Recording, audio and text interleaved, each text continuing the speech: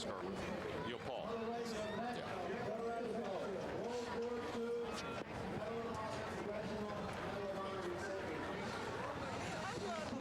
We're joined by Lieutenant Colonel Dave Clark here in the broadcast booth, and you're in charge of the 60th Anniversary Korean War Commemoration Committee. We've been talking a great deal about the contribution of the Korean veterans and what they accomplished on the Korean Peninsula. Tell me more about that.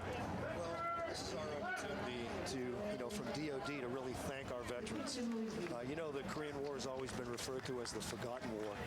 Well, it's forgotten no more, and this is an opportunity for DOD over the next 3 years to commemorate and have, just educate the American public on the significance of the Korean War. So it's to thank and honor our veterans, to educate the public on the war, and to just show our appreciation as a nation for the great accomplishments that they've made. Colonel, you may, for our listeners, let them know what DOD stands for. That's so right. I understand. Yeah, I'm the representative for all of Department of Defense for this commemorative activity. So it's a really large undertaking, and we take it very seriously.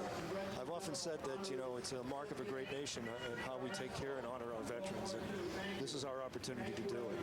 When you talk to the Korean War vets, are they getting the message now that their service was appreciated? I believe so.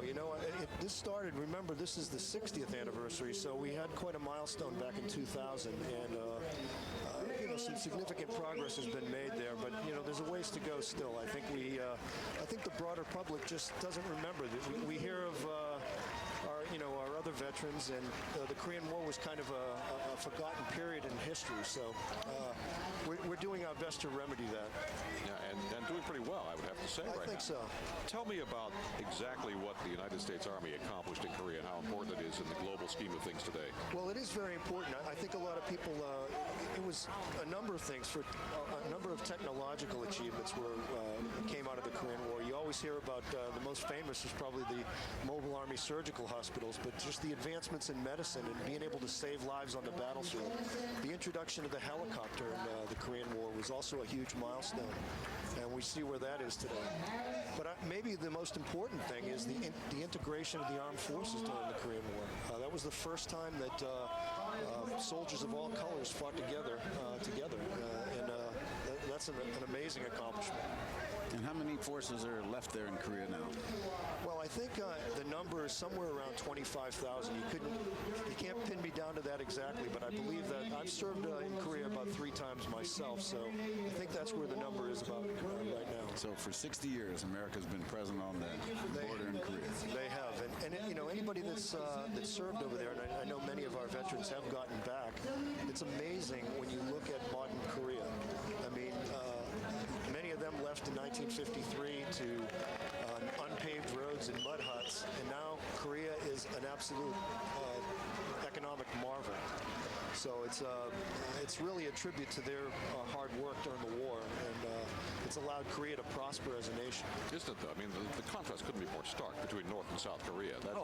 It's unbelievable. Between a totalitarian communist state and a free democracy. That's correct. I mean, the most famous photo you often see is a famous satellite photo that shows the Korean Peninsula and at nighttime. Mm-hmm. And North Korea is basically, it looks like South Korea is an island off the coast of China because it's dark in North Korea. And Korea, South Korea is completely illuminated, and it's a reflection of just how much progress has been made there. Yeah. And what role is the Korean government participating in this? The Korean government has been absolutely superb. We've partnered with them on a number of things, but they take care of American veterans and really veterans. The Korean War, there were 22 nations that participated, 21 nations besides the United States. So the Korean government has embraced all of the veterans, not just American veterans, but veterans from all over the world who served in Korea. So they've been very gracious hosts, and they've partnered with us quite well during our commemorative activities. We had a Korean woman here who was born just after the war and was expressing her gratitude for the United States military. Do you find in Korea itself there's still 60 years after the war, there is still gratitude among populace? Absolutely.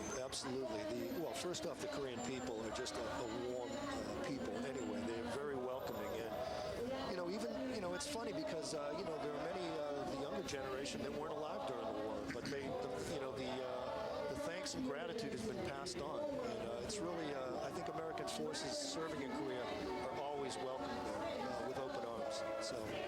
And now Korea is a company tour for many people, is it not? It is, and that's changing. Years ago, that wasn't the case, but the nature of our deployment in forces over there is changing now, and you're seeing more and more families joining service members. So the 25,000 could be as many as 100,000 Americans, actually. Well, they could be. I don't know. Again, I don't know the exact numbers, but I know our family footprint is increasing. Colonel Clark, thank you very much. Appreciate you coming in and thank you for your service. Pleasure. You bet. My pleasure. Thank you. Look, we have right behind us right now, I can see the monitor here, and if I look back here, see it as well. The Keep the Spirit of 45 Alive. This is really an extraordinary effort right now. This began a few years ago. A group of people deciding that they didn't want to see the spirit of 45, how this country felt, what we were all about in 1945 when we won the Second World War, die with that generation. And this is a group here, Keep the Spirit of 45 Alive. It's gaining a lot of traction. I think, and these kids that are coming home from this war we're fighting today, where there will be no victory in the traditional sense, no one's going to surrender on the deck of a battleship.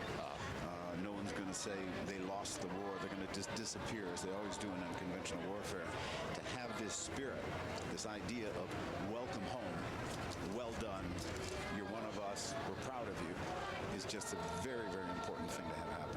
You saw that the statue of the sailor kissing the nurse. Right. That was from the iconic photograph. There we are.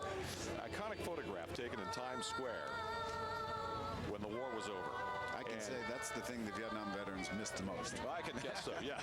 There was no nurse waiting when they got home. No. But the woman, the nurse, the actual nurse, was a delightful woman named Edith Shane, and she was at the forefront of this Keep the Spirit of 45 Alive, and I had the pleasure of interviewing her. Sadly, we lost her this year, but last year, she came from New York, and I had her set up on my program to interview her, and I had not met her until she came out into the studio. And she was, oh gosh, maybe 90 years old, and I was expecting, some rather delicate elderly person.